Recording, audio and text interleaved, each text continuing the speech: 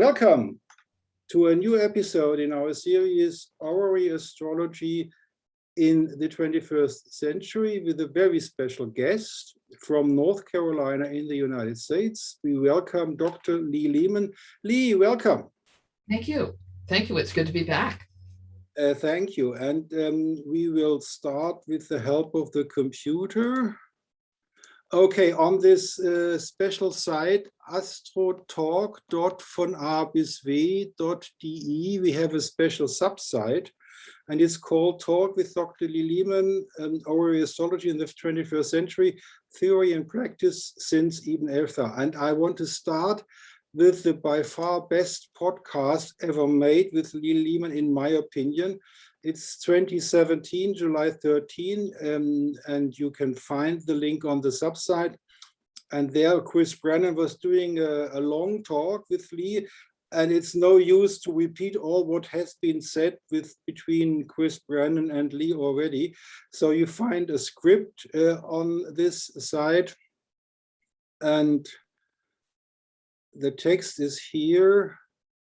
In episode 116, returns to Chris Brennan's show, which is a very good show. I recommend all the other videos as well.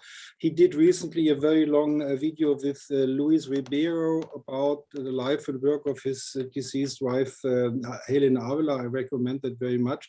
So here you find all the information in this very good podcast. And here you can see they were talking about the life, the background, the work, and all that. We don't have to do this now. So let's go back. And here is you find here the homepage of Lee, of the homepage. And then you find some information about herself, as well as on the video with Chris Brennan. We don't have to read that now. Basically, what I want to do today is not repeating all the things which you can find in the internet. For example, I have a film list with, I believe, 15 videos with Lee Lehman. You can see, now where are you going? What's happening here? YouTube not working? Oh, there it goes. Okay, here you have this very famous interview with Kelly Lee Phillips. Then our last talk, when Lee was talking with me about her time in Kepler College. Then you have the Oraculous podcast, Michael A. Brennan, which is an apprentice of Lee. Is that right? He was an apprentice with you? He was a student. I think he was a little bit too advanced to call him an apprentice. Okay. And then you have all these other Lee Lehman videos, and we don't have to talk about that. So let's dive right in. Here we have some condensed information. The first astrological book, that's right, the first was the Ultimate Asteroid? Yep, now Ultimate Asteroid book. Yeah, yes. and all the other books we are going to talk today, and then courses, which she's doing.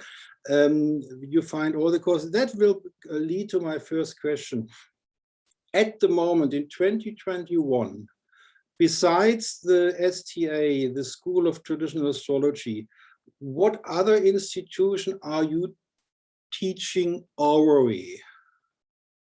No other institution. So if anybody wants to get learning with Lee Lehman in horary astrology, the person has to go to the school. We will talk about that school later, founded by Deborah Holding, and that's a very interesting story. We come back to that later. So here we have an interesting link for people who don't know it. It's the Astra project, where the academia, the ivory tower people from old tradition like Greek, we call it philology. I don't know the English term. Well, the people who know the languages. And here you find a lot. You find a video about Otto Neugebauer. As you can see, it's a bridge building between two astrologers, Elena Avila and Luis Ribera, and they're talking with academia people researching astrology. And later on, we will talk about their work when we come to the sources of astrology. Now, the first question to Lee, based on what is to be found on all the videos. In one video, you were talking with Michael A. Bryan about the chart of the surgery. which is a Horary chart, and the querent was asking whether the operation is okay or not. And you were talking with Michael about that you gave the querent the information that if she would undertake the surgery, she might be dead afterwards. And that is a violation of the code of ethics in the Deutsche Astrologenverband, the German Association of Astrologers. And my question to Lee is that a violation of the code of ethics of the NCGR as well? Actually, at the moment, I don't have any clue, Volker. But it might have been in the past, right? Yeah, I think one of the things is that when most of the astrological organizations adopted codes of ethics, the people who wrote them were psychological astrologers. Yes. And for a psychological astrologer to predict death would be considered unethical. And also basically, there are two issues. One is the ethics of it. The second is, do they actually have training in being able to do it? Now, I come out of a tradition of Horary astrology where the prediction of death was historically routine. And I think this is a whole question. While I was on the board of the NCGR many years ago, that was in fact an issue I questioned. When I was talking to the people setting up in the US the ESAR Code of Ethics, I talked to them about exactly the same question. When I've talked to the people in OPA more recently, that was exactly the same question, because when you are doing a form of historical astrology where the prediction of death, it's not that you run out and look for opportunities to predict death. But, what really can get me incensed about this is that when your tradition has ways of looking at this, the prediction of death is not something you ever do trivially. But the thing is, the particular situation, I think if I recall the situation with Michael, the woman was wanting to do a hip replacement surgery. And I told her that if in this period of time she did it, there was a danger of death. In fact, her twin sister died having a hip surgery. And, which is a pretty wild situation and not a common one. So am I doing this for entertainment? No, I'm doing this to tell her that genuinely this is a dangerous thing and for her in this period of time, and that she would better off doing it in another period of time, which is exactly what she did. Now that is what I would call a conditional prediction, and say, if you do something in this period of time, it is more dangerous than at other times. Now, if we as astrologers, who are basically the people who tell stories about time, who work in time, custodians of time, if we cannot give the entire range of what that means, we are trivializing ourselves as a profession, and we are doing a supreme disservice to our clients. Okay, going back to the computer. Now, today, as a matter of fact, I found this. The famous American astrologer Robert Sterling Hand, The Use of Military Astrology in Late Medieval Italy, the Textual Evidence. Did you know that he had made his PhD with this dissertation? Oh, yes, I've read that dissertation. I didn't know his middle name was Sterling. So well, that's the new thing every day. That was by help of Reinhard Stiele, the most famous astrological publisher in Germany. For preparation for this talk, I had a lot of discussions with Reinhard about the research in old sources, because I want to come to your new book, and there you do this very special thing that you cite all the old sources which one should read in following your courses. We come to that later. How did you like the book? It was about Bonatti, basically, wasn't it? It was primarily about Bonatti, but as any good PhD thesis does, he gave the whole history of this process of doing military astrology. Rob was working with a concept in the book, and I think it's an accepted academic approach, but saying it's accepted, as you know, Volker, doesn't necessarily mean that it's entirely the best way or the only way. But Rob's thesis in here was that by comparing Bonatti's use of method for doing in this case, for doing military astrology, that where his method differed from his previous sources, that difference was actually a measure of the fact that he was working the material. Now, I think this is where the problem arises with this as a methodology. Now, basically, Rob's point, and it's like there's kind of the general idea here, and then the question as to how useful the idea is. So the general idea is this, which I do completely agree with, by the way. The general idea is, if you're talking about a tradition, and here it's probably better to think of astrology as being like a craft. We have a written transmission, which you do in many forms of knowledge. And the idea would be that if each source during one of these time periods where knowledge as it was understood at the time was part of a long intergenerational process. Okay, so Bonatti had sources at hand that did military astrology. He didn't have to invent it. So those sources, if what Bonatti says is exactly the same as those sources, this could suggest that he's just quoting them. Now, I'll give you an example of what this would mean. If, for example, you take William Lilly, in one section of kind of what I'd call the intro or the general methods in Christian astrology, he talks about things like the void degrees, the azimuth degrees. There's a whole set of these dark, smoky degrees, and there's a whole set of them. He says very little about what they mean. He gives the numbers of the degrees that are considered to be smoky or void, and then he moves on. Then no place in Christian astrology, when he's doing the charts, does he actually then go back and use this system in any kind of either systematic way or even general way. Now, the fact that he's dutifully transmitting earlier material without change and then without much discussion tends to suggest that all he's doing is the older sources have this, I have to include it. And that implies he's not really using it. Okay, and I think we'd all agree with that as a general approach.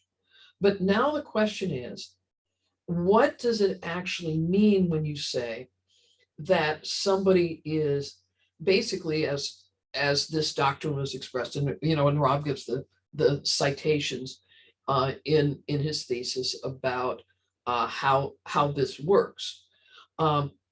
If you see somebody innovating, which Bonatti did, Bonatti's method is not necessarily the same as the method of his Arabic predecessors. So you go, he's innovating. Well, how could he be innovating and not be using it?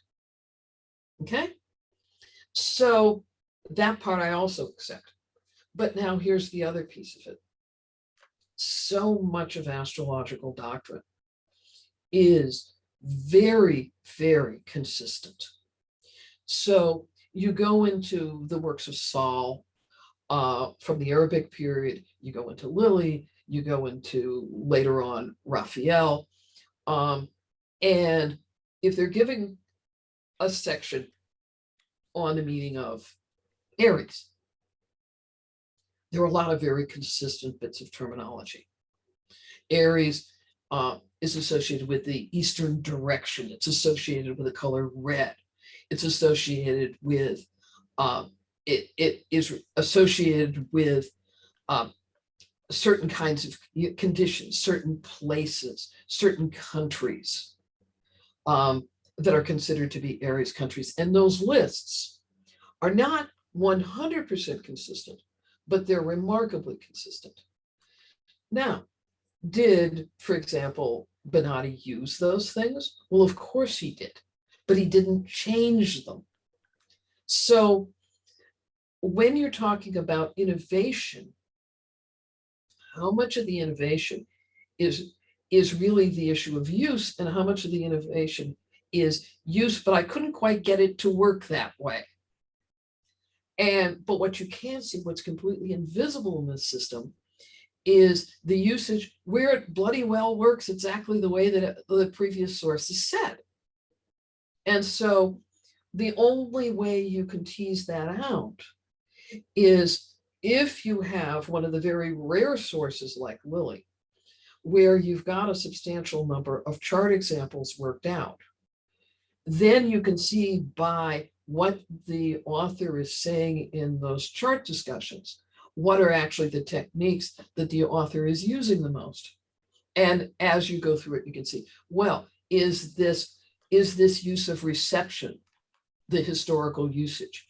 Is the use of mutual reception the same as the previous sources, or are these new concepts? So I think it's hard to gauge what's innovative as a measure of use versus use that completely follows the tradition because the tradition was fully working.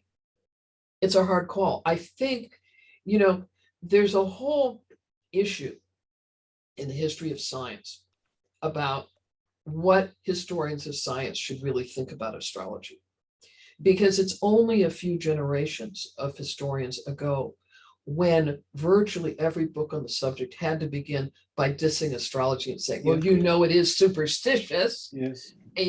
And so you had this sense that, first we have to say, those silly people. It's only now that there is this, that essentially your opinions about astrology as a historian of science don't really matter. Would you agree? Would you agree that this is a new development, basically, in England and Germany? The research by the historian of science. There's a lot of research in Germany like this, and England. But you think, for example, and Japan, Japan. Yeah, I mean, yes, and Charles Burnett is one of the, that's England. Yeah. So is such at the heart of this matter, and his students. I mean, you mentioned earlier Elena Avalar. Her book, which has just come out, which was her PhD thesis. On Bell, yeah. Mm-hmm. Yes, this is the kind of work that can only be done by someone who is not only a very fine scholar, which she was, but also someone who is completely steeped in the method. And you're not going to be steeped in the method unless you're actually working it as an astrologer. Yes. And this has opened up a whole new area. Louise himself is now going to, is doing this work too. There are a number of historians of science who are also astrologers who can evaluate the technical aspect. And that is what Rob was in a position to do in this thesis as well. What did you think about the dissertation of Dorian Greenbaum, Gisela Dorian Greenbaum, with her diamond book? Did you read that? I've read it, but I don't want to comment on it because I haven't spent the time on it. Oh, okay. To give you a critical analysis. Oh, that's okay. But it's intriguing work. So basically, the real nice thing about this dissertation from Robert Hand is that it's free on the internet as a PDF to download, so you can find it there. Let's get back to our focal points. As I said, the by far best podcast about Lee Lehman is the one with Chris Brennan, and all the others are good as well. So we have Elena Avila and the Astra Project. Now, we talked about Satorian astrology in our last talk, comparing it with martial arts practice. I just want to ask you, would you like to elaborate a little bit more about why this is so important?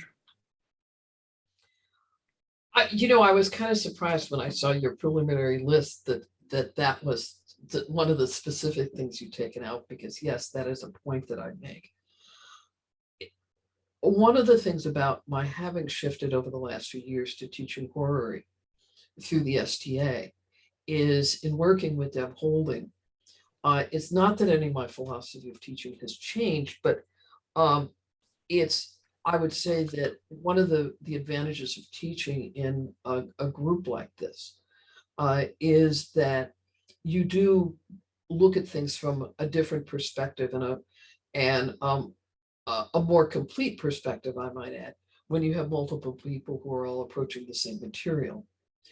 My point was, how do you teach something? How do you teach astrology? And here it really doesn't matter, because at one point I was impishly thinking that, as you can kind of see with my list of books, that I had put myself to the challenge of writing a series of textbooks on astrological method. And they all could have been labeled textbook in Horary Astrology, textbook in electional astrology, textbook on medical astrology. And at one point I thought, the martial art of Horary Astrology, the martial art of electional astrology, the martial art of medical astrology. This was not something specific to Horary. It was really an attempt to talk about how the learning process takes place. And the example I gave you of Satori in our last conversation really addressed this point, that people often struggle with integration of concepts for years. And then what seems to really lock it into their knowledge is almost a bodily sensation, which is that the Zen teachers understood a basic thing about whether to call this human psychology, human brain anatomy, or pick a number of terms if you like. But how do you get somebody to start to feel mastery, to start to have a sense that I haven't just memorized a set of characteristics of Aries and Taurus and Gemini and Cancer and so forth, but I can actually use it in a chart? Because when you talk to people who are learning astrology, there's the point where at the beginning there's all this memorization. Do I have to memorize all the symbols? And then there's the point where they can finally feel that they can delineate with them. And it's that moment of understanding the delineation that is what I was referring to there as a Satori moment.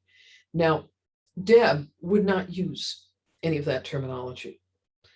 To my knowledge, she never did martial arts herself. She never, to my knowledge, did much study, if any study, of Eastern religions. She never practiced any of the Eastern religions that I know of. But what she did herself, she and I studied with Olivia Barclay at more or less the same time. Olivia had this habit. With one exception, she was tutored by Sue Ward, right? Correct. I was directly at Olivia. In retrospect, I can say I think Olivia was a bit of a snob. And because I have a PhD, that made me a little more desirable. Deb, however, is a phenomenal researcher. But at any rate, Olivia kept all of her students apart. And so I didn't know Deb in that period of time. And it's only later that I have. But what Deb realized, Olivia's course was nothing like the STA courses now. It was basically an outline. What she would give you is she'd give you one sheet of paper. It would list the pages in Lily you should read. And then it would have a set of questions. And occasionally you'd get a discussion, but the discussions were like trivial.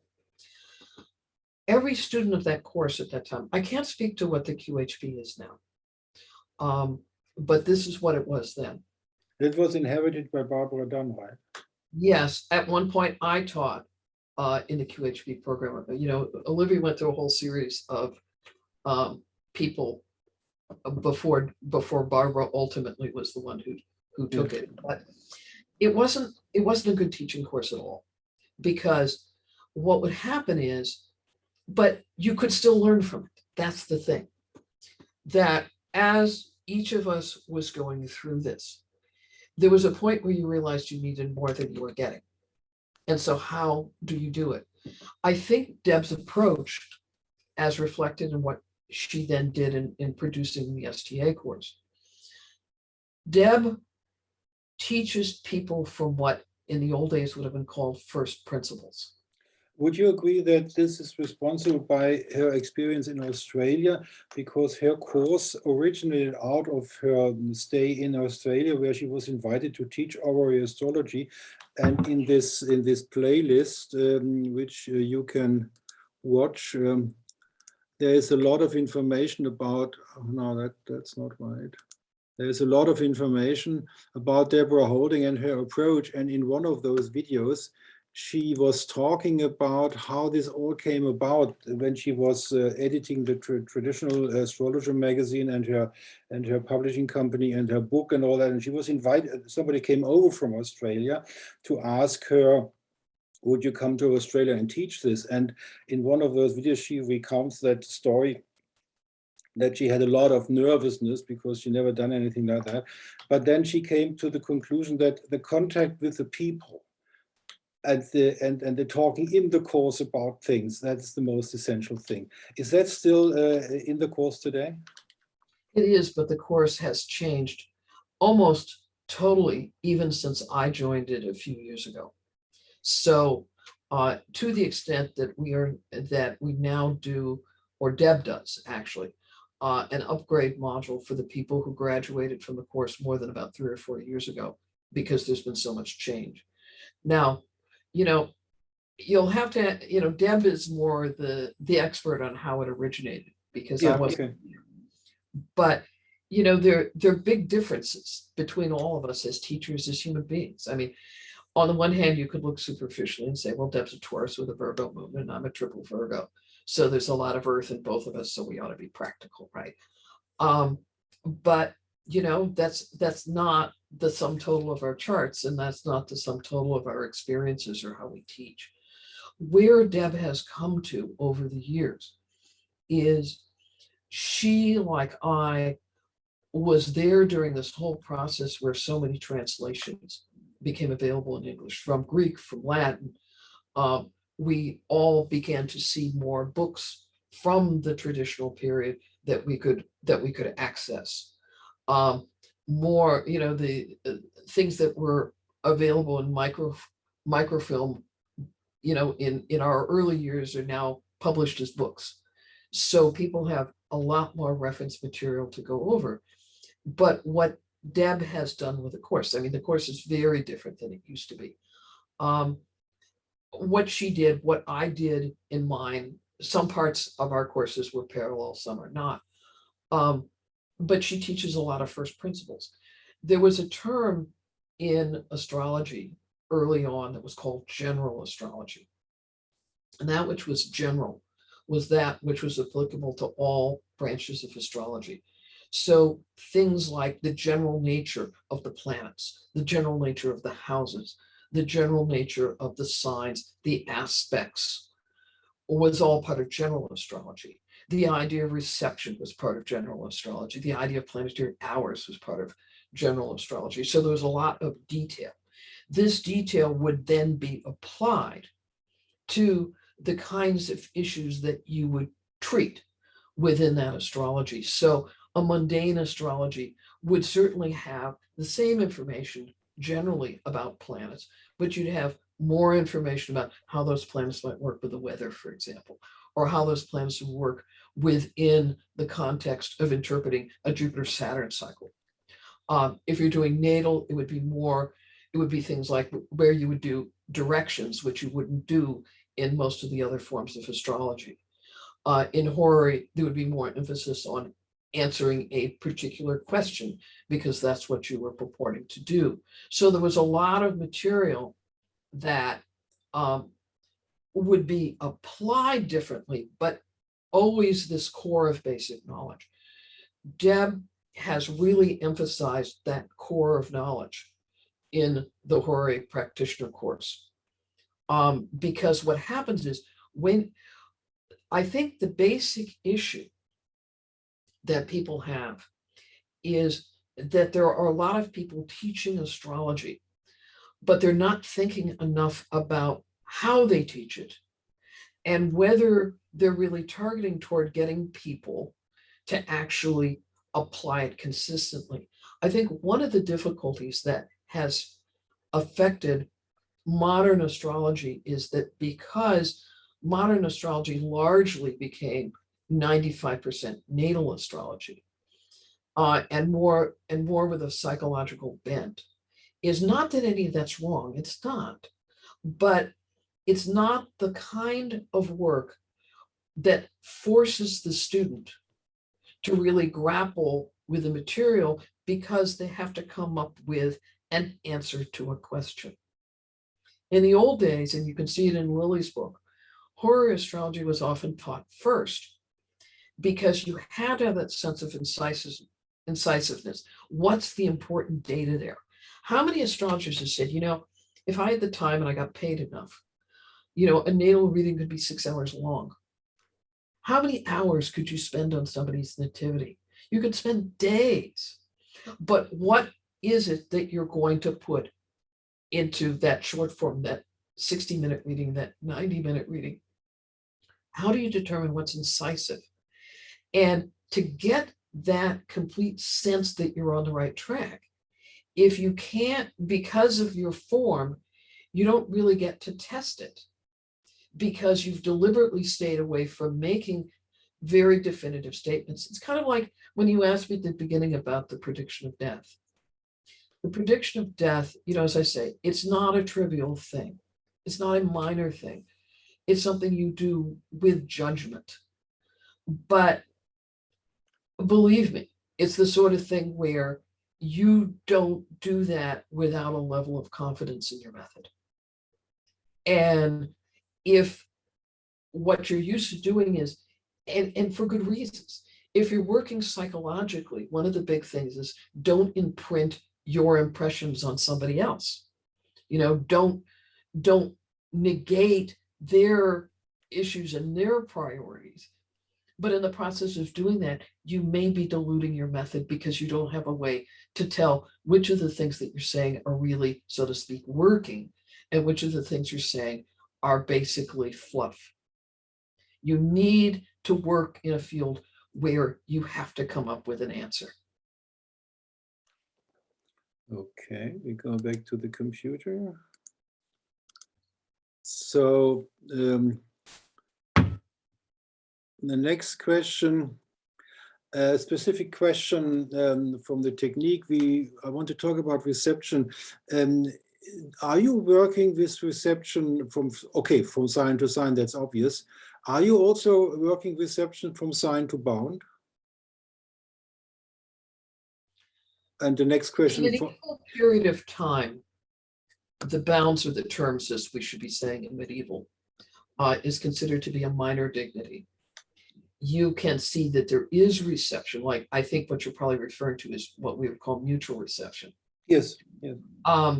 That you can recognize mutual reception. The general medieval to, let's call it, Renaissance interpretation is that unless you have either mutual reception by domicile or exaltation, that while it exists, it's not strong enough to really bind you to a result unless at least two of the minor dignities, which would be triplicity, term, or face, would have the similar reception. So basically you are saying reception alone from sign to sign is not enough. By term. Yes. Yes. Okay. That's the medieval understanding. And the next question is a large question. The theory of whole sign houses has a sort of a hype at the moment, at least in the United States, and it borders on the technique of sign aspects and sign-based, planet-based questions.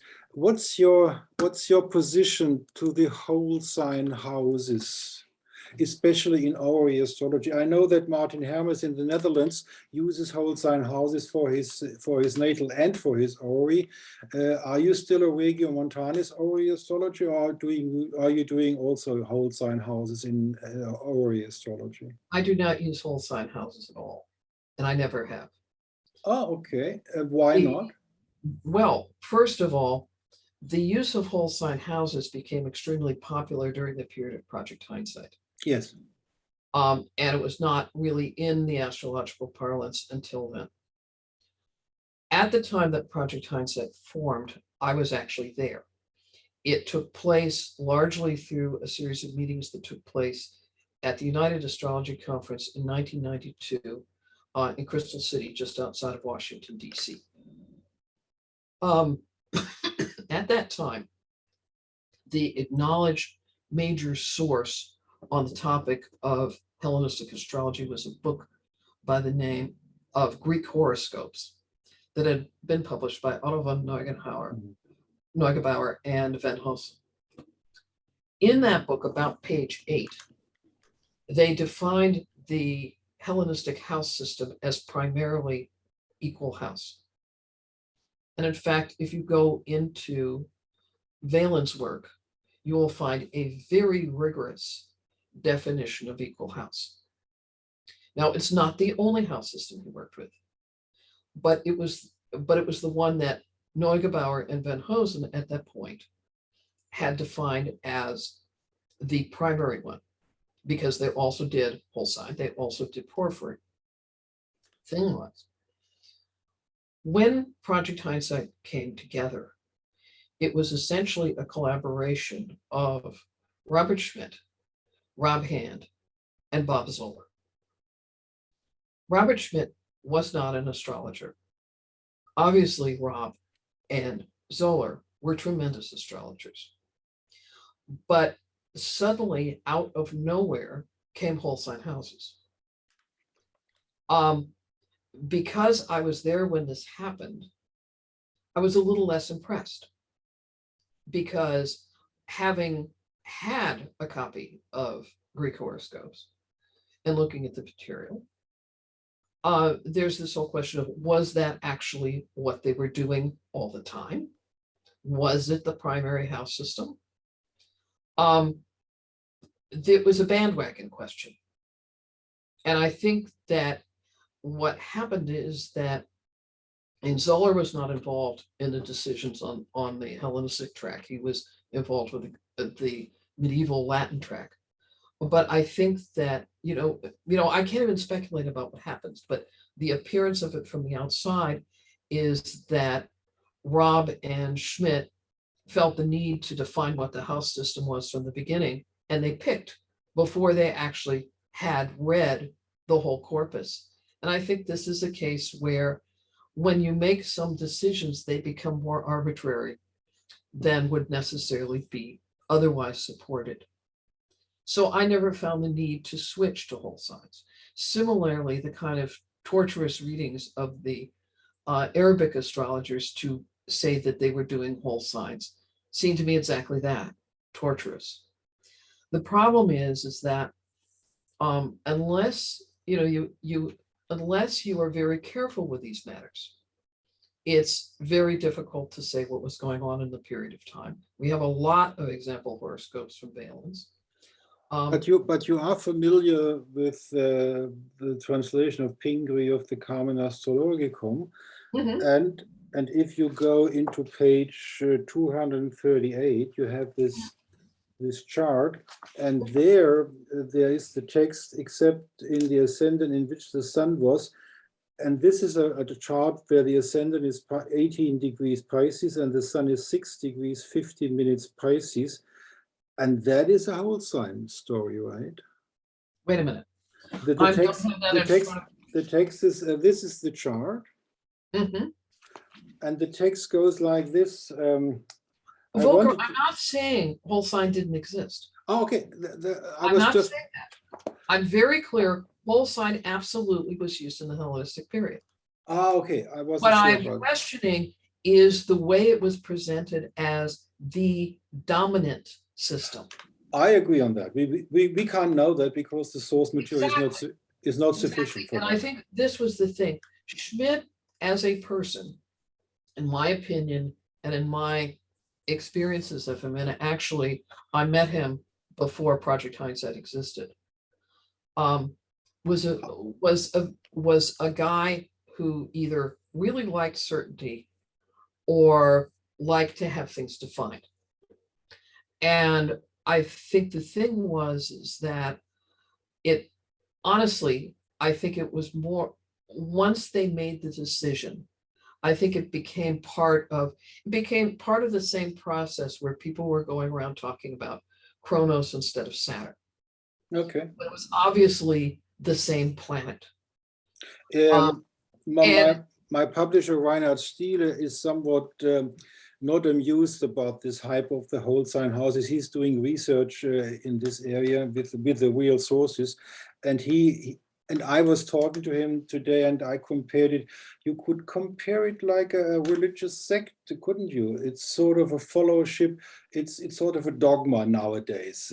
People like certain people in the astrological community don't question the historical approach anymore. It's just what Robert Schmidt said, and that's what I have to do, right? Mm-hmm. When did you meet Robert Schmidt? What was the occasion?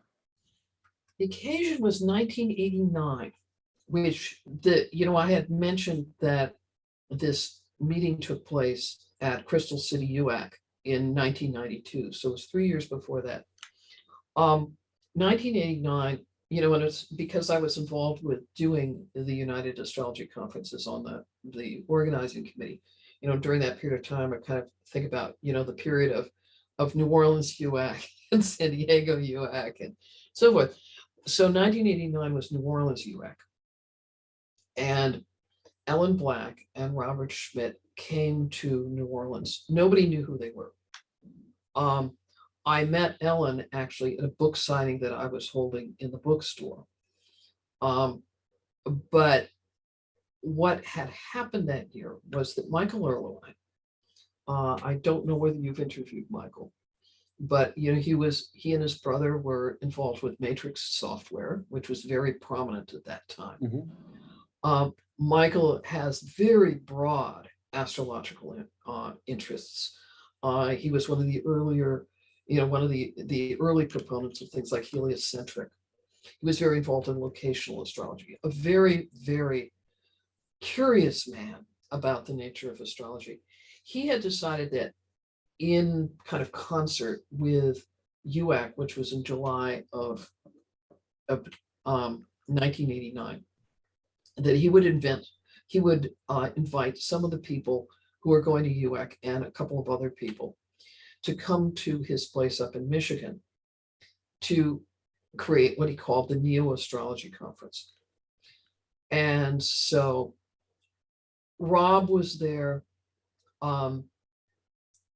I believe Zoller was there.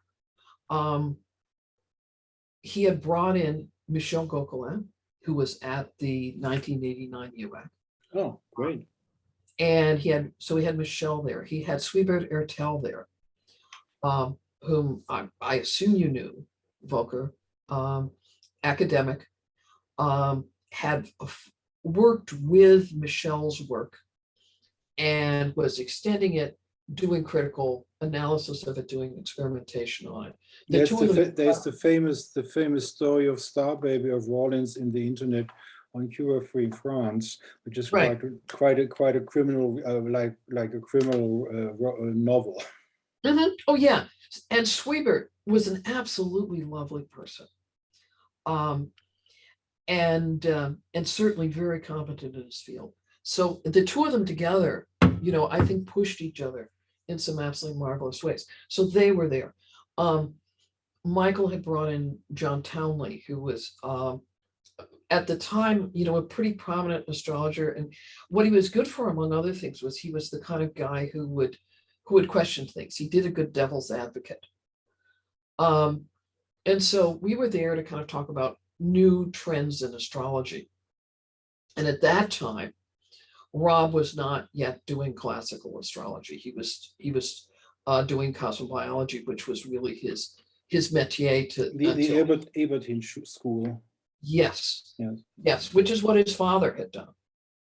And so we were all up there to talk about things. Well, Ellen and Schmidt went there, and Schmidt asked Erlewine for a speaking slot. And Erlewine said, well, I'm sorry, we're basically all filled up, but if you want to give a talk at night, and it's optional, people can go, and people did. And so that's when I met him. He gave a talk on the mechanism of astrology using vectors. Okay. I was not especially impressed. But at any rate, that was where I first met him. The result of this, from his standpoint, was that Michael asked him and Ellen to basically remain. I don't know whether there was a gap in here or anything, but they came on to work at his site on the library that he was amassing, and also on an encyclopedia of astrology. And so some of that was put out into public view a couple of years later at a Chicago NCGR conference. So I had already met him through that. Would you remember somehow these three people, Robert Zoller, Robert Hahn, and Robert Schmidt, must have come together to create the sparkling idea of Project Hindsight. Do you have any information how the idea came into the being? Well, on the one hand, the person you should ask now is Rob. Yeah, okay. What I know is that what formed in Crystal City was a kind of a committee of interested parties. And out of that, the three of them got together and started doing the translation.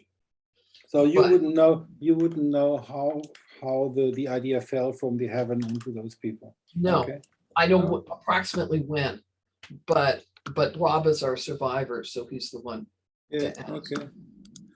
Okay. Now I come to a technical question. When I go to buy one of your books in Germany, because I'm talking in Hanover, Germany, I can buy this book for 34 euros. It's a little more than in dollars, and it's without postage. It's without fee for Prime members of Amazon Germany, and the whole, I only pay $34. If I want to buy your new book, the second Horary Astrology book, I would have to pay the price for the book, which is something like $34, and I would have to add additional postage of $32.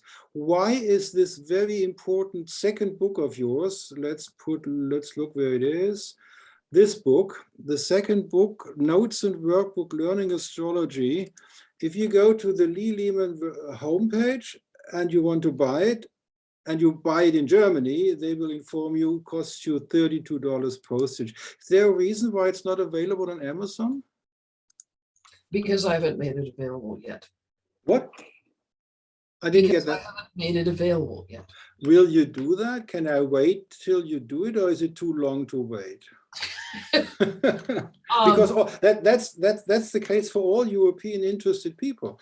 Everybody in Europe has to pay those $32 for postage. Or could you organize a couple of copies for Deb Holding to send it from England? Because then it would be a completely different story. I think I will probably be moving on that within the next year. So I have to wait till the end of 2022 to buy your book. That's a shame. I want to read it now. I didn't say the end of 2022, but it hasn't been on my top priority list. For I understand. So it's not possible. I am planning to do something about that, folks. Yeah, very good. Now the next topic, a quote from Chris Brennan. There you can read this interesting story. This book we were just talking about is very important and I would like to tell Lehman the story. It's a special approach with the sources. Could you tell the viewers what's so special about this new book, which is not a reprint of the martial arts of Horary Astrology? It's something else, and only a special approach. The rest, the viewers can watch the video with Chris Brennan. But this special approach of the sources and your material. Could you talk about that? Well, you know, you're asking me about something that I'm not quite sure what you mean. Okay, the specialty of your book is that you are helping the reader. Oh, okay, gotcha. To go into the sources, right? Yes. Let me see where I've got a copy.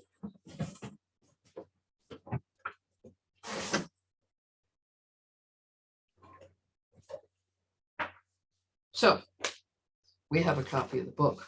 Yes. And I'm doing this because actually this is completely relevant to answering your question. It is literally a workbook because you see it's spiral bound.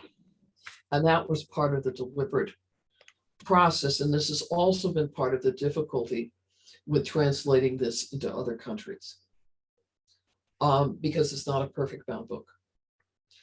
What my design of this book was, I have had the benefit of being a 20th to 21st century person who has benefited from our longer life expectancies than the average person had in Lily's day, which means that I'm in a position now, 20 years after the publication of the martial art of Horary Astrology, and I'm still here. And martial art of Horary Astrology itself came out over 10 years after I could have written it, but I kind of got distracted by Kepler. So there are a lot of things that have changed in that 20-year period. So part of my reason for doing the workbook was to acknowledge all the sources that became available in the meantime. And part of it also was to say that, you know, what happens to a person who continues to practice a form of astrology over decades? I've now been practicing for 40 years, and what I do now is very different than what I did at the beginning. I mean, the most extreme form being that my first book was on asteroids, and I've hardly touched them in over 30 years. So even within classical astrology, I've had changes of mind, changes of perspective, and I've learned a whole lot from other sources and from working with other people. The workbook was written shortly after I'd started working with the STA. And one of the things that has been marvelous for me about working with Deb is that she and I have worked on different portions of Lily's work, not exclusively, but for example, Deb got much more involved with reception than I had. I had got much more involved in things like perfection by intuition than she had. So together, we represent more material than either one of us had worked on separately, because there's only so much you can do. But the other thing was, I had designed this basically for people who had either taken one of my courses, my Horary courses earlier, or the STA course, who basically were at the point where they knew the theory. And you can teach the theory of any kind of horary question fairly easily, I would say, because, you know, the question of relationships, okay, what houses are you going to use? What kind of arguments are you going to use? Once you've placed it into the general astrology of how you ask a question and the general approaches to a chart. But what I present in here, and that was the reason for the spiral bound, is that I present the chart and the circumstance of the chart. You get exactly what the querent asked me, and then you get the chart. And then in the back of the book, you flip back to this ending tab at the end, and you get the delineation of the chart. So this was designed around the teaching method to allow anybody with the book to work on the chart and do it themselves, and then look at the end and say, what did I miss? So it was an attempt to, with a whole different series of fairly common types of horary, to give you more practice, because that's what people need. Practice is what determines the quality of the horary astrologer. So that was the thing. But it also gave me the opportunity to talk about where I had changed in my approach to horary in the last, in that period of, say, 15 years between the publication of the first book and the second book. So I talk about things that I no longer agree with that I did, where I've shifted approach. And also a lot of things where I added because I didn't have the material or I hadn't worked it through enough to have as complete an understanding as I later had. And now, honestly, and this will be part of this issue, as far as Europe and the rest of the world book is, what will become available is a second edition of this book, because there are errors inevitably that creep into books, and there's also more things that I've had a chance to digest in the meantime. But for me, most important is that in this workbook, you reference sources. You tell the reader, if you're studying this, you should read page number so and so in Lilly, and page number so and so in Benati, and page number so and so in Sal, and you should read this in Abu Mashar, and this you should read in Mashallah. And that is a very new approach, isn't it? It's a very medieval approach. But it's not an approach in other schools of astrology in the Western English-speaking or German-speaking world. I don't think there's any parallel what you are doing. I think, I am to the core an academic. Yes. My parents were both teachers. My father was a college teacher. I learned sources. None of us have it all. We learn from others. And the fact that, I don't see the fact that I acknowledge my sources as indicating that I'm less creative, or my ideas are less valuable. My ideas are based on my sources, and we are standing on the shoulders of giants always. But you would agree with me that, as far as I can tell, you are the only publishing astrologer teaching astrology doing that, giving the student the exact page number where he can read the same Deb stuff. does that too. What? Deb does that too. Deb Holding, but that's the same group. Okay, that's you and Deb. Yeah. Okay. The only reason you see it more with me is because Deb has chosen to make the STA the ultimate horary source. Yes. But it's not a book. I chose to write books. Let's elaborate on the practice in the STA, in the School for Traditional Astrology, with a special course in Horary and a special course in Medical Astrology with Lehman, and you are planning to do further courses.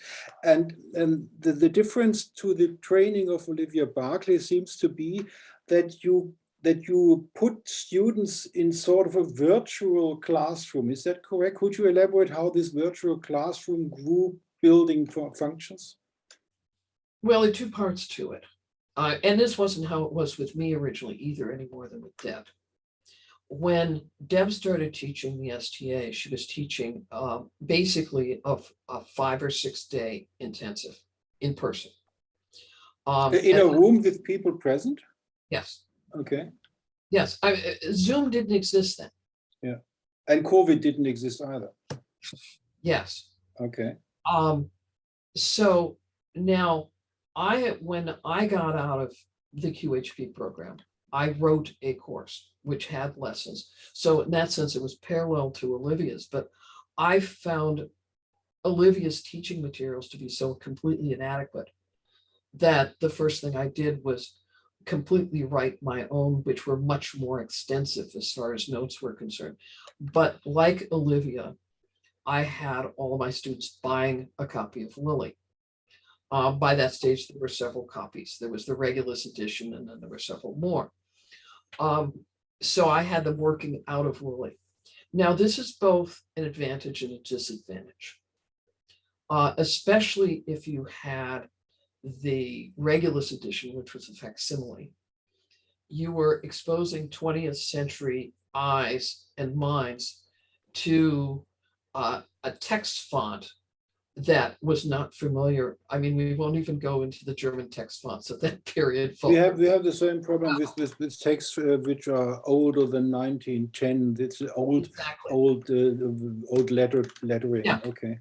And in English, there was a convention of using a different S for the start of a word, which almost looks like an F. For which reason I used to say to my students, instead of a ship at sea, be she sunk or shipwrecked, which is what Lily would say, I'd say a fip at fee, be fee funk or fipwrecked, because that's what it looked like in the text. So there were issues that people had that made it more difficult to work with the original, not to mention the spellings, not to mention the changes in grammar and everything else. But Lily is and remains and will remain an amazing source because of the number of example charts you did. Because it's the charts where you really get the sense of what he was doing. The theory's great, but the charts are gold. So I was running a course. However, then what happened was that Karen Hamaker-Zondag had asked me to teach in Amstelveen. Which is the most famous astrologer in Europe from Holland. Mm-hmm, absolutely. And Karen, as you know, wrote her own book in Horary Astrology. Yes, which is from 1983, a very early one. My interview 2 days ago with one of the most famous horary astrologer in Germany, who doesn't speak much English, is Erik van Sloten, and he was inspired by Karen Hamaker-Zondag. Yes, who also is as excellent in German, so of course he was. Anyway, Karen asked me to teach in her school, and I did. And so but what that meant was, on a technical level, how was I going to do it? Because granted, the Dutch are very good in English as a rule, but it is still a foreign language to them. And Karen and I spent some time talking about how we were going to get this done. And so what I did was I converted my previously completely written course into a course that I could deliver over a couple of weekends or a long week, much the same as what Deb did originally from the beginning with the STA. So Karen, in this case, inspired a change in how I was approaching the teaching. And then I also taught that course, not only in Amstelveen, I taught in Boston, I taught in Atlanta, I taught at one point in San Diego, in Arizona. So I started teaching and found that that was actually a much better approach to teaching. Was that a 5 or 6 day incentive workshop with people present in the room? It was about 6 days. 6 days. About 6 days. And how much were the costs for a course like that in those days? You'd have to ask Karen what she was charging. What were you charging in America? Oh, geez. You're around about was it $2,000? You're asking ancient history. It would have been in the hundreds. In the hundred, not in the thousands. Okay. No, not in the thousands. Okay. But at any rate, so it was a very successful approach. I'm now thinking back and asking myself whether Karen's was the first version of this or whether Atlanta was, but okay. It was the same idea, but it was teaching in that same mode, because there is something about teaching where you can look into the eyes of the students and see where they're getting it. And what are we talking? How many students? Karen's course was typically about 30 people. 30 people, that's a large classroom. So she has a large classroom. Yeah, okay. I mean, how about America? Did you have the 30 people in America as well, or normally? No, I usually had smaller groups, maybe around 10 to 15. Which is better to handle, right? Yeah, okay. But the thing was, Karen, I can't say enough good about Karen because She was amazing. She had, she had my books. She studied the material like crazy before I would get there because, among other things, Karen and Hans have done so much as far as really thinking through the process of language in the way that Karen has brought astrology into, and one could argue back into, the Dutch language.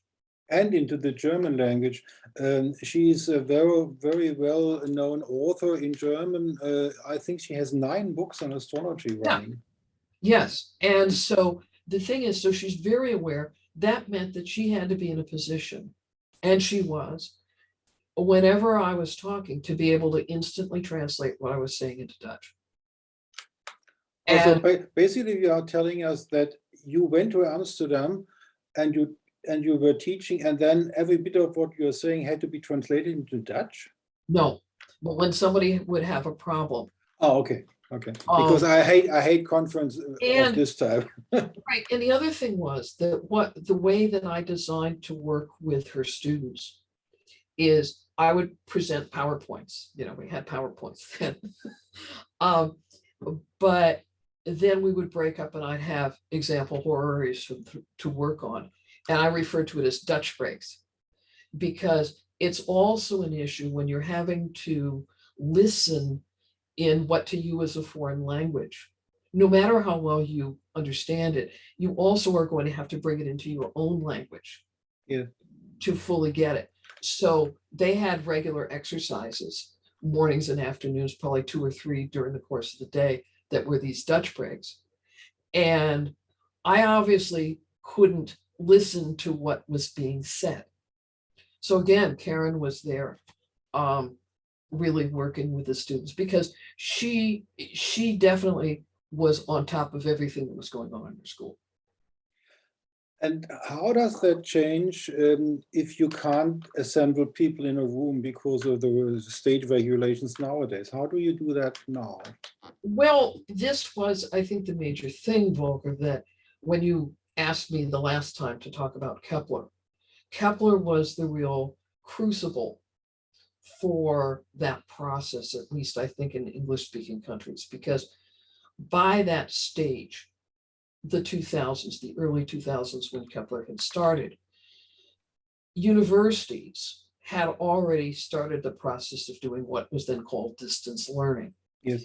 And so you had the development then of Blackboard, which was, you needed a web-based system to park sources.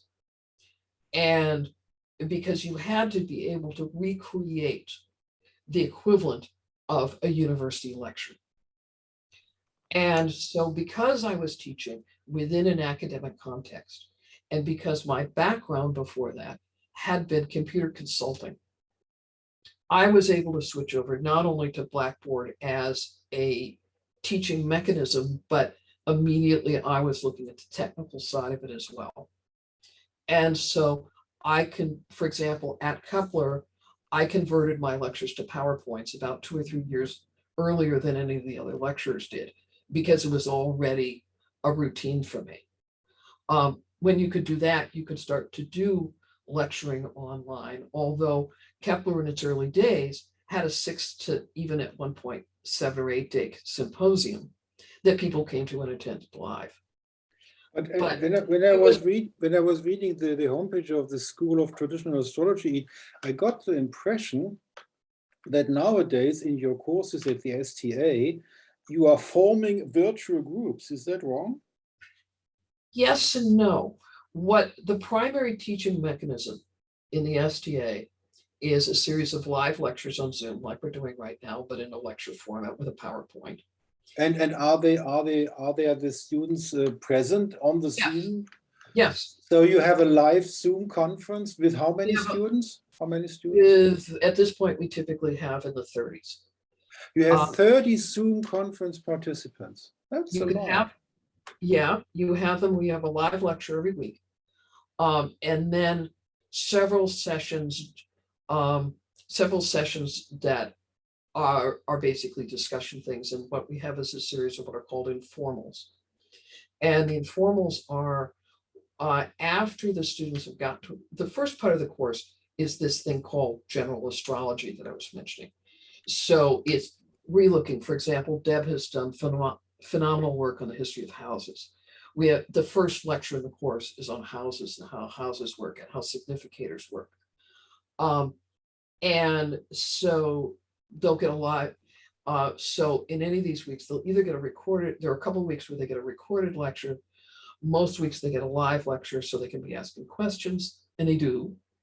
Then what they have is Blackboard is kind of obsolete. The classroom system we have now is called Moodle, and which was the same one that was used at Kepler. And basically that was one of my contributions to STA, was to bring everybody into Moodle. Moodle allows you to organize your information by lesson. It's basically a system where you can come into the page, you can see, here's the workbook for the week. Here's the lecture material for the week. Here's where we park the archived copy of that live lecture. Here's where you can get the quiz that you're going to take. Here's where you can get 10 worked out horaries of the type that we're teaching this week. There's also something called a forum where the students can either ask us questions or discuss things with each other, and they do. So there's a lot of ways for the students to come in and interact with the system.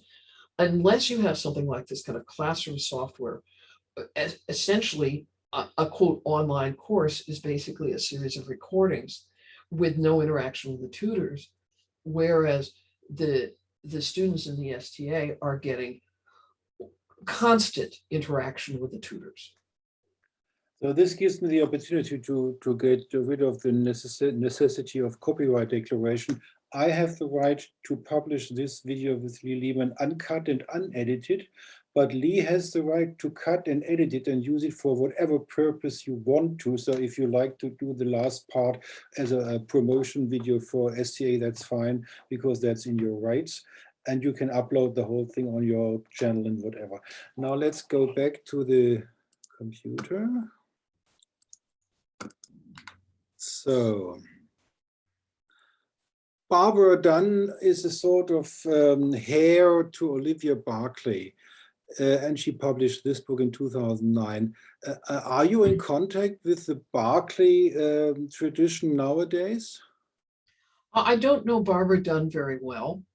This is in part, as I said, due to Olivia's tendency to try to keep everybody apart. And it's also due to the fact that I don't get over to too many of the British conferences, and Barbara hasn't gotten over to too many of the US conferences. So that's circumstantial. I know Sharon Knight much better, for example, but that's okay. Reasons to correspond. But Sharon has her own course, I believe. Yes. Mm-hmm. Yeah, and that's one of the things that what can happen, you know, and this was another bit of the analogy with martial arts. It's so frequent in martial arts that people learn from one particular teacher, and then their students ultimately go out and form new schools. Yes.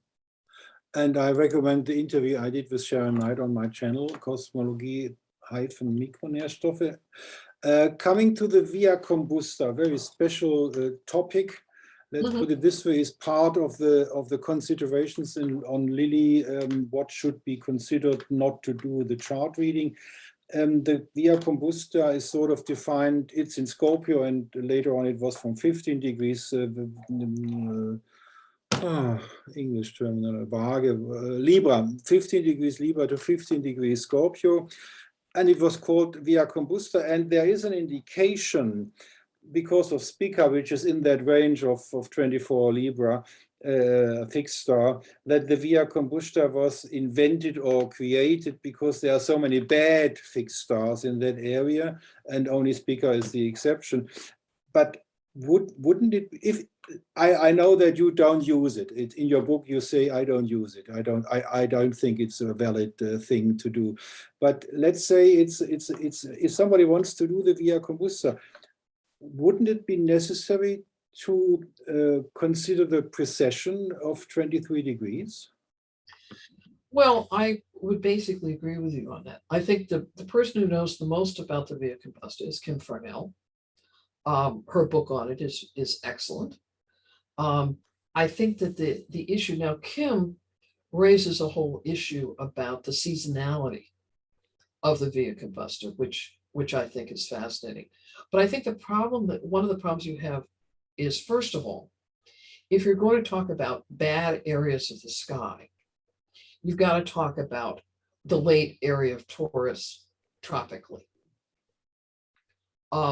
Because, you've got that area, Diana K. Rosenberg's work on the fixed stars. Diana talks about this whole area cross-culturally, and that area is also a bad area of the sky within the Chinese constellational system as well, not just the Western ones and the Indian ones, but so it's not, would you know if you're talking about tropical astrology, would you know, is it true, or would you think it was the fixed stars in that area which were responsible for inventing the bad areas, or was it something else, in your opinion? I think they were looking, why is Algol considered to be such a bad star? Well, one of the reasons is because it changes.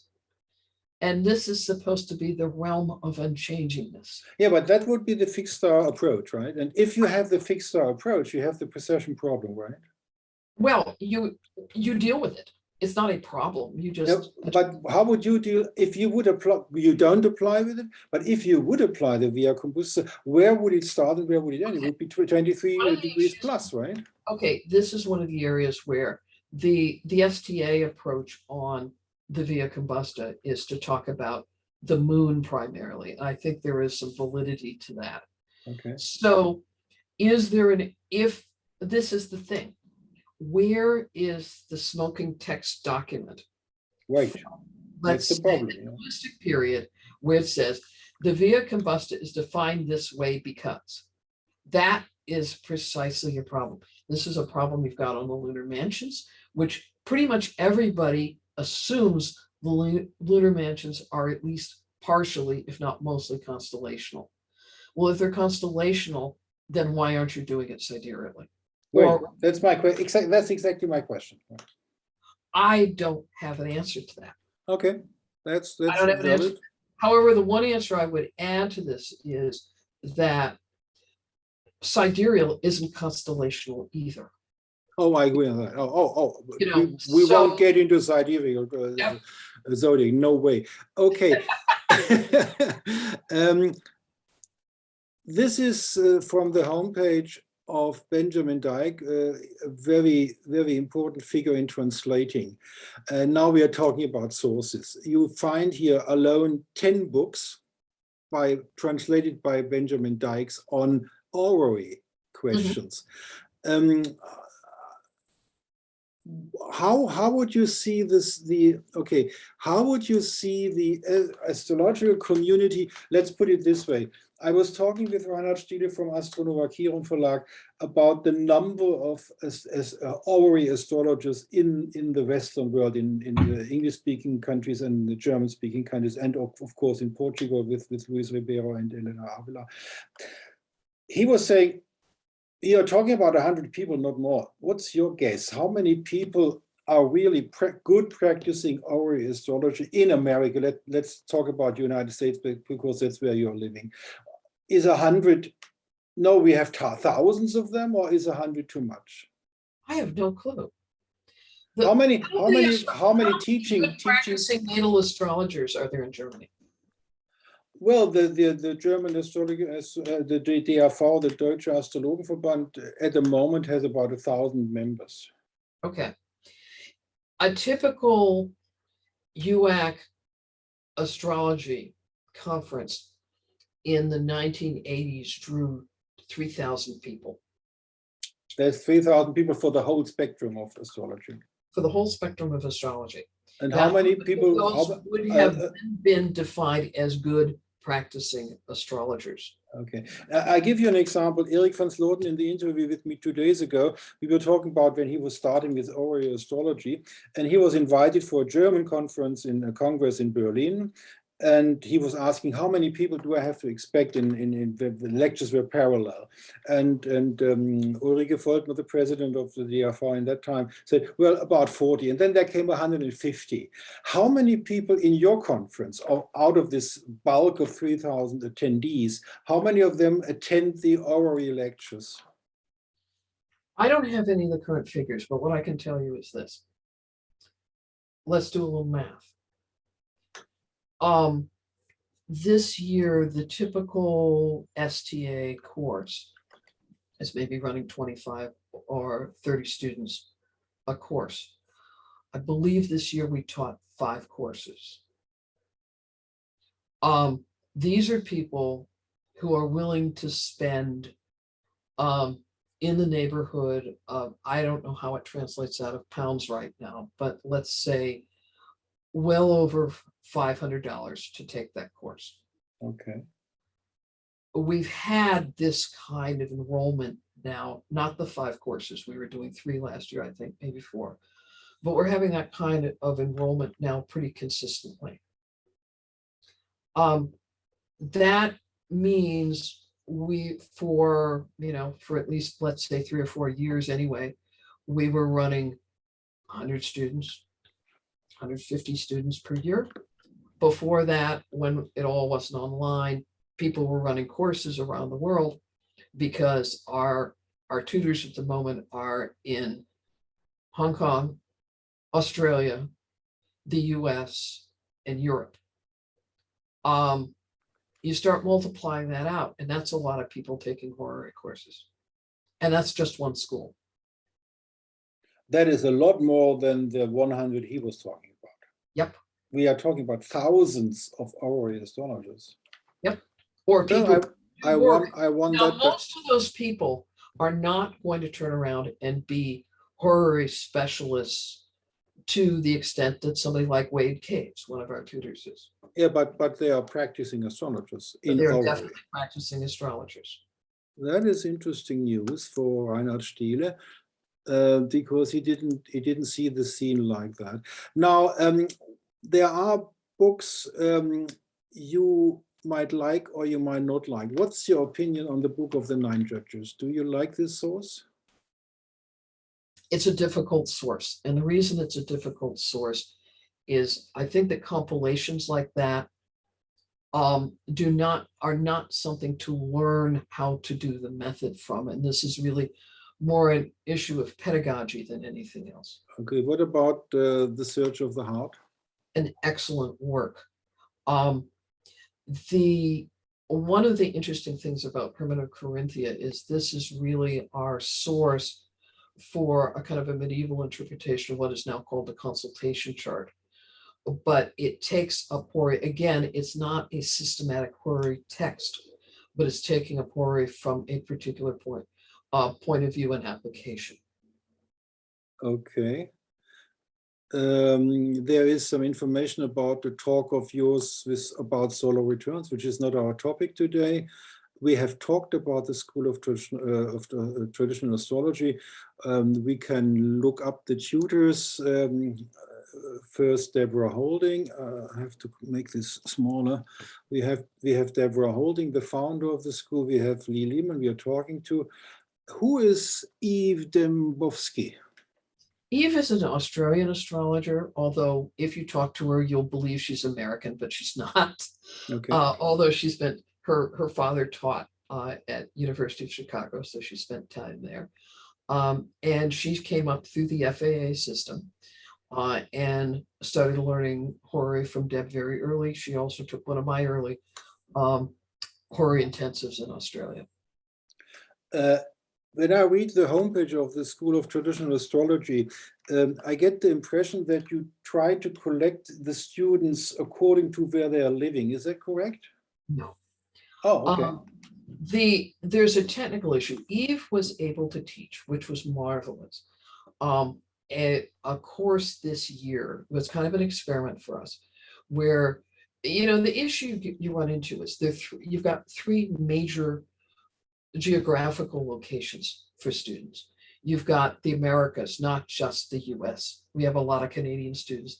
We have some Mexican students, and we have South American students. So it's the whole America. So North America, Europe, and then Australia, Asia. So now the only time of day where you can kind of sort of get all those people live works out to be about 7 a.m. US time. So, or 7 p.m. US time. It's a very, very limited thing. And even there, that's talking about not Europe, but specifically the UK. And you're east of the UK as far as time zones are concerned. It's 1 hour difference, yes. Right. It was the same thing. When I said 7 a.m. US time, well, that's 4 a.m. on the west coast of the US in LA and San Francisco. So you can't really get any time of the day that works in all three zones. So we get a lot of students from Asia and Australia. Jupiter is teaching regularly in Hong Kong, but that's a live course, although she's starting to do some courses that are you know, in the virtual format now. So so Eve, who's been teaching with the STA far longer than I have, did a course recently where the time of the lecture, of the live lecture, was absolutely prime for people in Asia or Australia. Well, that's what I've read. Okay, I understand. Okay. So she's doing it, and this is just this issue of time zone globally is so challenging. Okay, Wade Caves. Who is that? Wade is our youngster. So Wade took horary from Deb. I forget how long ago. He's in his early 30s. And he took it. He merged with it. And he's one of the fine younger astrologers coming up. And he's worked because he also has some excellent computer skills. He has been working with Deb a lot on administration of the course because he's got the computer background as well as the astrological background. And that is the next one. That's Jupiter Lai. Did yes. I pronounce it correct? Yes, and she is from Hong Kong. She is completely conversant in English as well as the two of the Chinese dialects. And I had the privilege of teaching medical live at her school a couple of years ago. And she has a very thriving school in Hong Kong. And then Vasilios Takos is our newest tutor. He took the course a couple of years ago. Vasilios also has really phenomenal computer background. And so he's also helped on the technical end of the course, and he's now brought it into Greek. Okay, and that's all. Okay, so let's go back. Deborah Holding, we have this special film list about Deborah Holding on our channel. And if you go to this channel, Kosmologie-Mikronährstoffe, you have to spell it in German, you find the Deborah Holding playlist, and all the information about Deborah Holding is there as far as she is on the internet. Very interesting is her lecture in Istanbul, Providence, Prophecy, and the Divinational Role of Judicial Astrology. And this text is on her homepage, Skyscript, as well, if you want to read it. Okay. We talked about, now we have a lot of playlists here that's all about Lehman, and then we have this film list for Deborah Holding. I have a special film list about John Frawley. What's your opinion on John Frawley? I think I'll pass.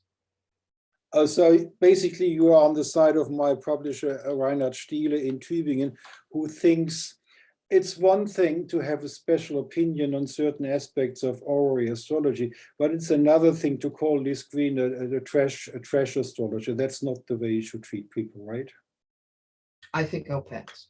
Okay, I thought so. I was wondering whether you would give me an impression, because Frawley is a very hotly debated category.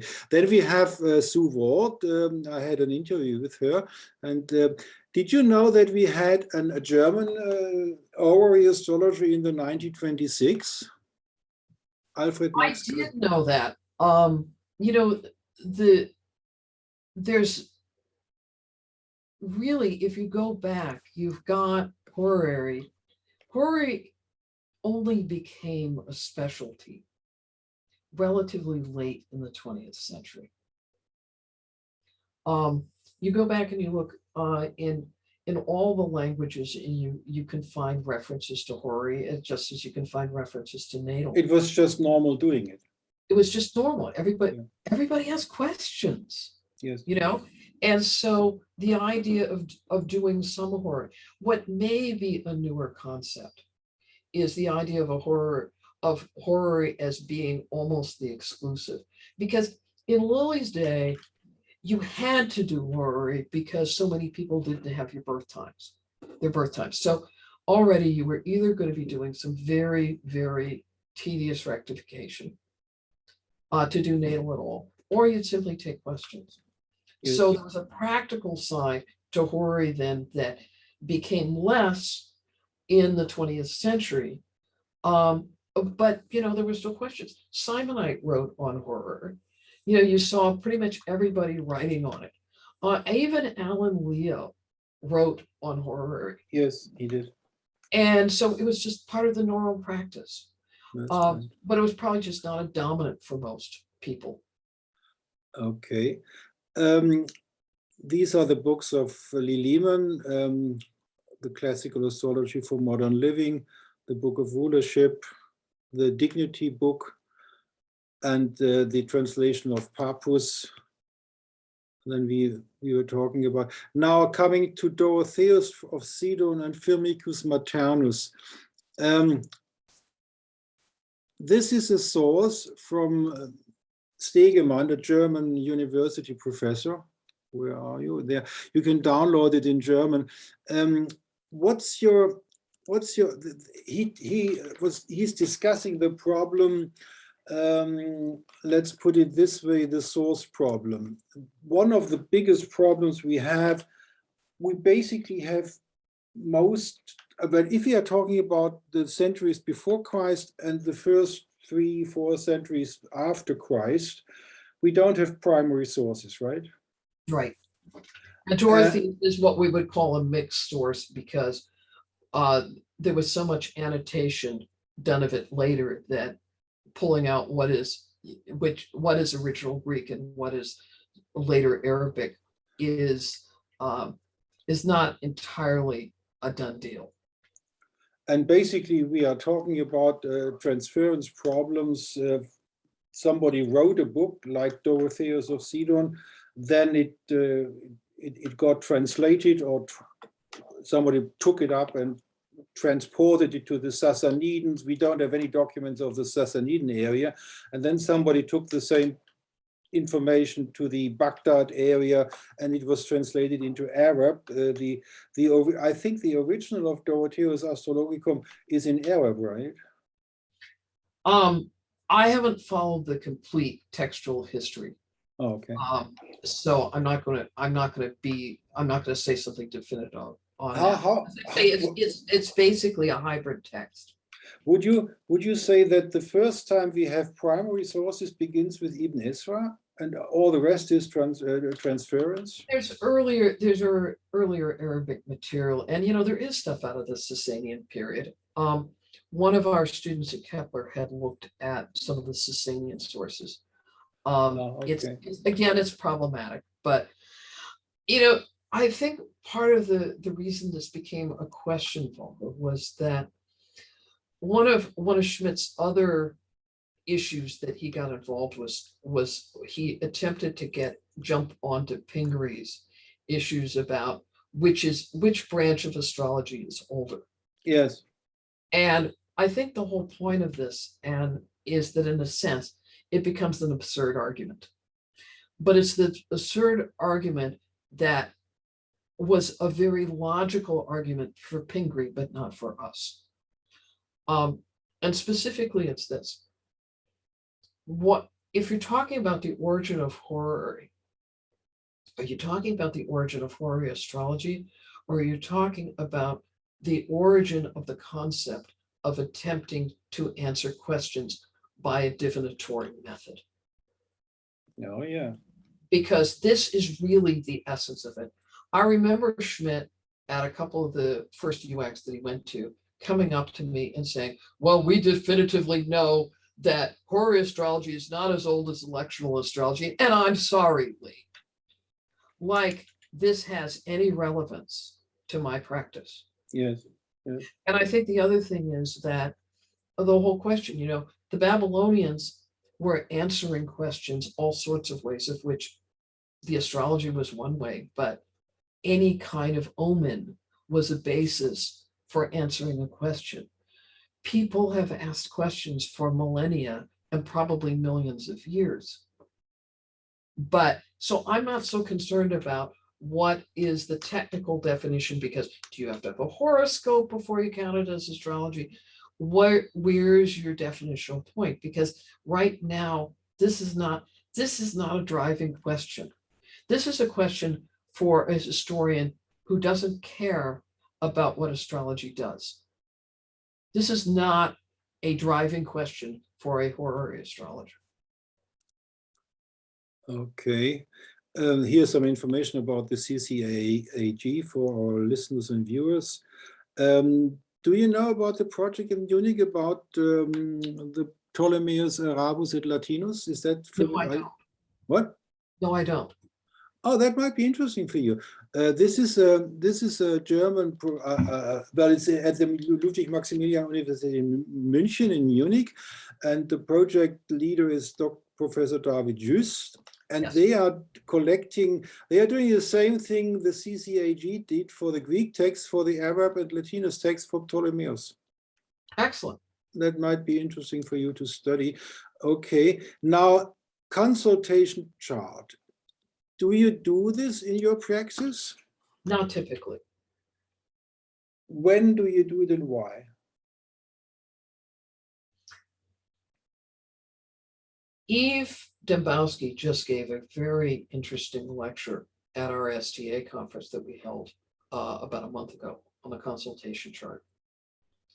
And I know Deb does the consultation chart a lot. I don't know the percentage. Could you explain to our viewers what a consultation chart is? A consultation chart is a chart for literally the time of the consultation.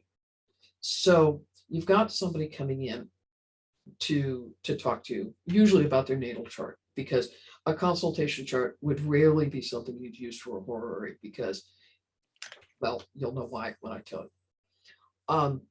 So you look at the consultation chart to get an idea of what is the real issue of the consultation.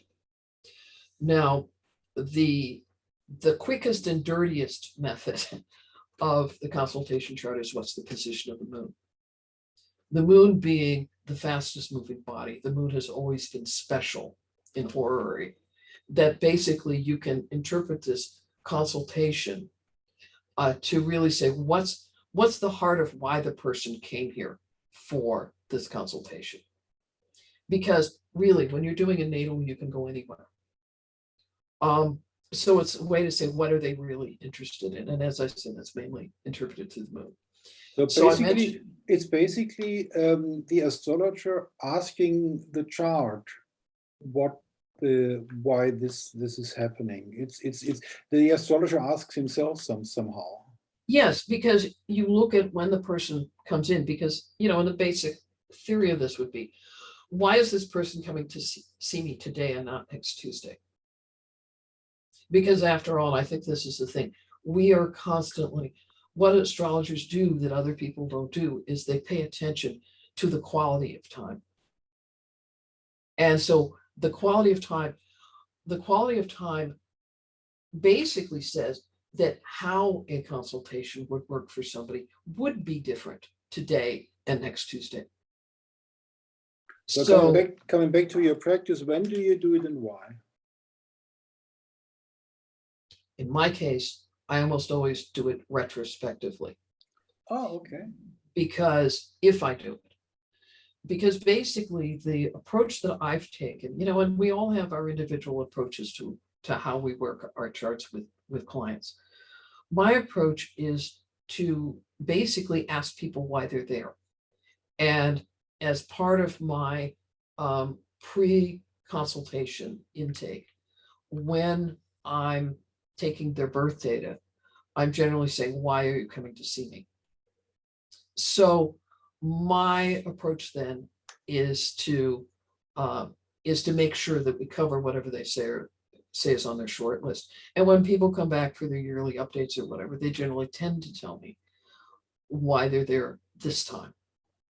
So that's usually my guide to what we cover. If I have a consultation that doesn't go the way I expected it to, or something odd comes up, or I feel like that there just was something that didn't seem out of sync, that's when I would probably look at the consultation chart to say, what was it that I didn't see about this moment? When you take a situation like we have now, I am asking you questions for my YouTube channel. When I did this with Erik van Sloten, he did a consultation chart and he took my place, Hanover, as the place of the consultation chart. Would you agree with him?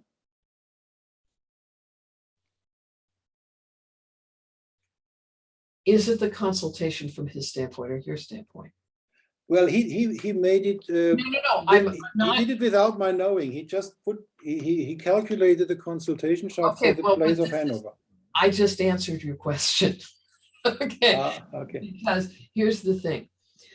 Up until the 20th century, there was never a question about the location of a horary chart. The location was where the astrologer was, because the horary moment was defined as when the astrologer understands the question. Yes. It's only in the 20th century where people have had this possibility of this simultaneous consultation where you and I are talking to each other from 6 time zones apart. And so suddenly in the 20th century, you have this idea that there are 2 legitimately possible times for our conversation. So since we don't have an astrologer understanding the question, or more likely in this case, we have 2 astrologers understanding the question, is this conversation from your standpoint or mine, which is a completely legitimate question. Mm. Why is he taking the chart? Is he taking it to see how well he will perform? But Erik van Sloten was into this, how the chart will go, how the session will go. Well, there are 2 people who will make it go. Yeah, that's the problem. That's what I would argue, and that is perhaps one of the reasons why I haven't focused on this so much. Okay. Because there was a period of time, the idea with this, where is the question? There was an American astrologer by the name of Ivy Goldstein Jacobson, yes, who was very, very adamant that the location of the question was the location of the querent. And this is completely outside of the astrological tradition up to that point. But because I was aware of her concern, for a number of years, I took horary questions in both locations when somebody would ask me a question over the phone. Okay, and what was your experience with a different chart? My experience was about 99% of the time it worked in my location. Okay, so let's take the approach of Erik van Sloten and take my location. What do you think of this consultation chart of our talk? Well, the first thing is, Volker, I have to get my mind ready to read your chart for me. But it's the consultation chart. It's basically the moon is opposite the ascendant, and Saturn is in the 1st house, and Jupiter is in the 1st house in Aquarius. and the sun is in Scorpio, and the Mars is in Scorpio. On the first glance, just the Well, emotional. at first glance, you know, looking at the sun Mars up there at the midheaven is that you did a really nice controversial opening, Okay. which got the juices flowing. Okay. As far as the moon is there in basically in the 7th house in Leo, and this isn't our first conversation like this. So the fixed signs there are, as well as with the sun and Mars, are probably totally appropriate as far as this being a continuation of a process rather than the starting of a process. Saturn in the 1st house. A lot of this has been, you know, you're representing being as someone who's been a figure in this for a period of time. That comes into play. My own Saturn is strong in Libra, so a dignified Saturn is actually, in a certain respect, you can take that it's either descriptive of that, and the fact that neither one of us is in our 20s, or you can take that as a signature point, because at this stage of my life, certainly I would be, let's say, depending on how optimistic I am, transitional between Jupiter and Saturn, or truly Saturn. Okay, we don't want to spend too much time on this. The professionals can analyze it and give me a call to do a video on their analysis. Now let's go back to the general homepage. If you scroll the whole thing up and click here, you find the beginning of this canal, and we talked about these books. What's your impression on the edition of Charles Burnett and Yamamoto of Abu Mashar's introduction? I suppose you have it. Yes. What was your impression? How did you like it? Well, first of all, their work together was phenomenal. As texts, as translations. The Abu Mashar is a pivotal figure in our history for many reasons. But we don't have, in the modern sense, something that's the equivalent of these whole series of introductions that we have from the medieval period. But it's a very systematic book. So I'm impressed with it. I find it to be a useful text. Would you recommend it for students?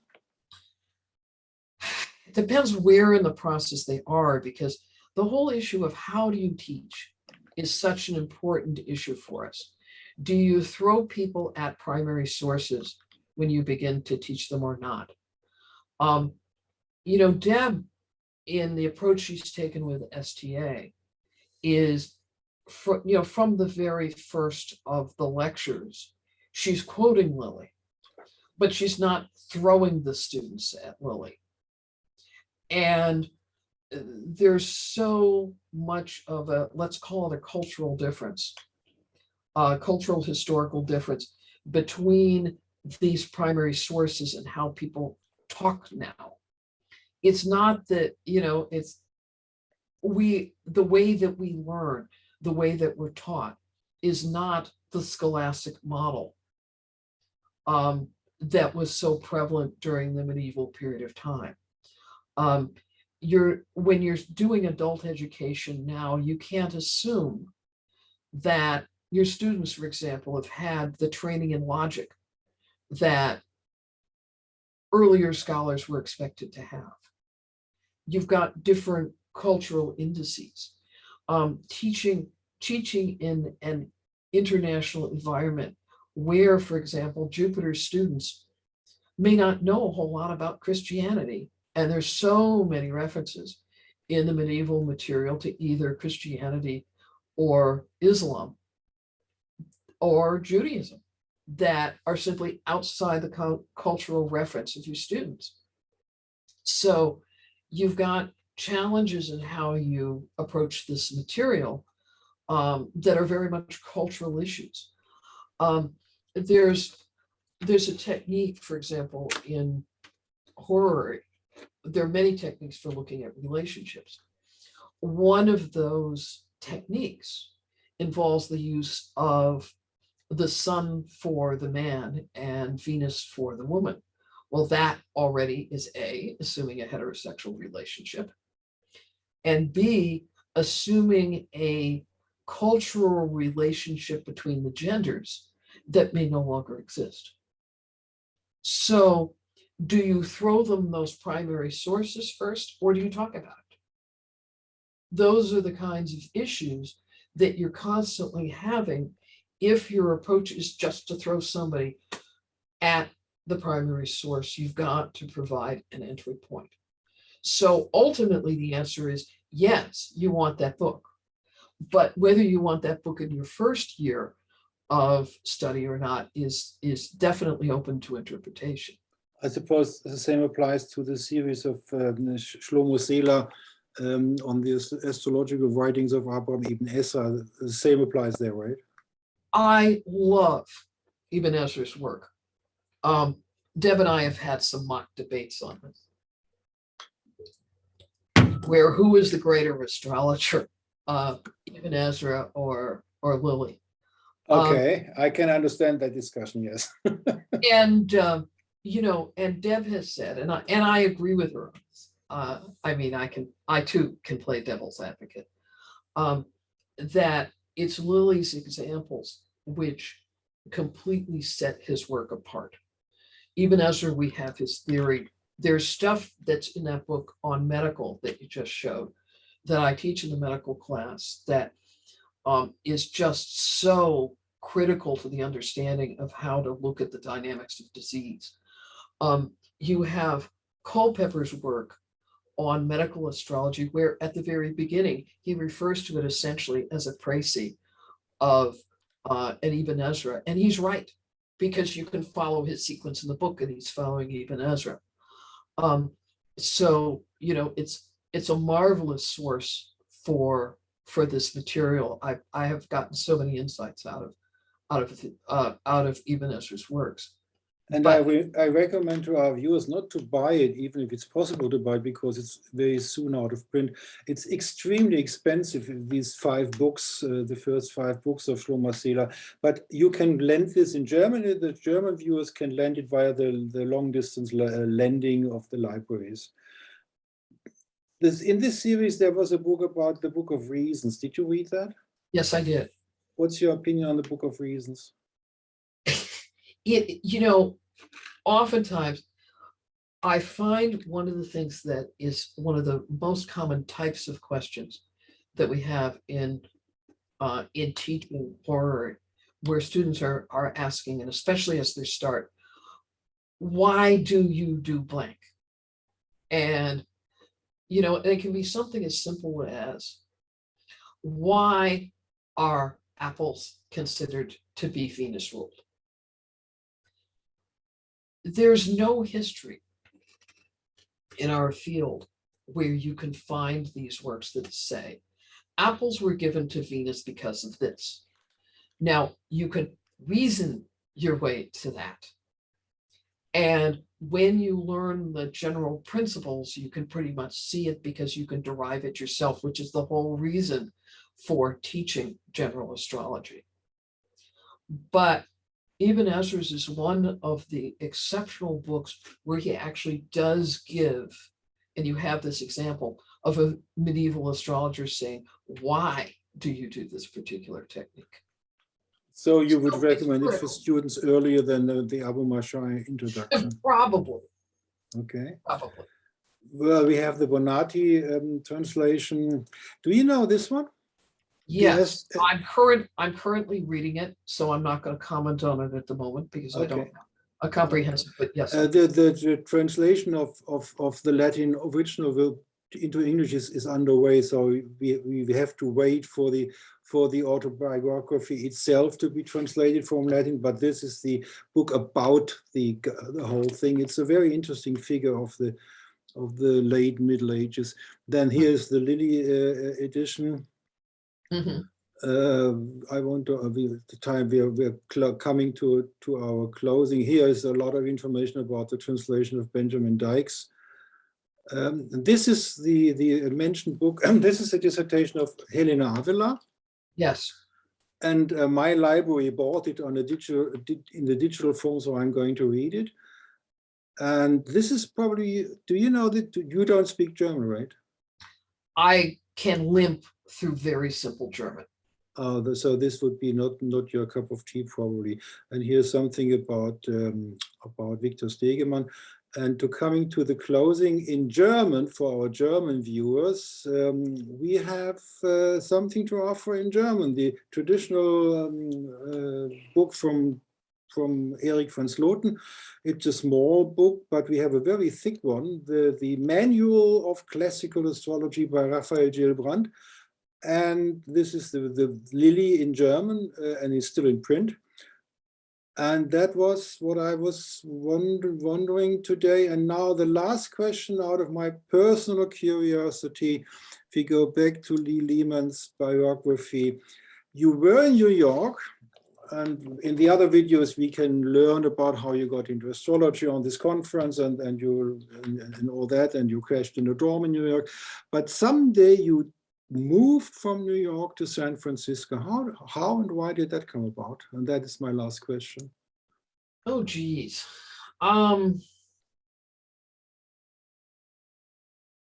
That was 1984. Okay.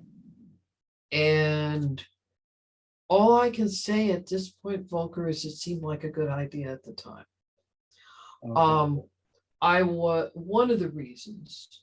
This was after your dissertation in botany in 1978, and you had problems. You didn't want to shift to become a virologist, so you went into computers, and then you did this asteroid computing thing, and then you moved to San Francisco because of a job, probably.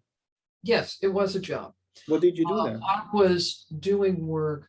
I was doing some consulting work that was putting me on oil tankers that were plying the waters between Panama and Alaska. Unusual job for this famous astrologer. Okay.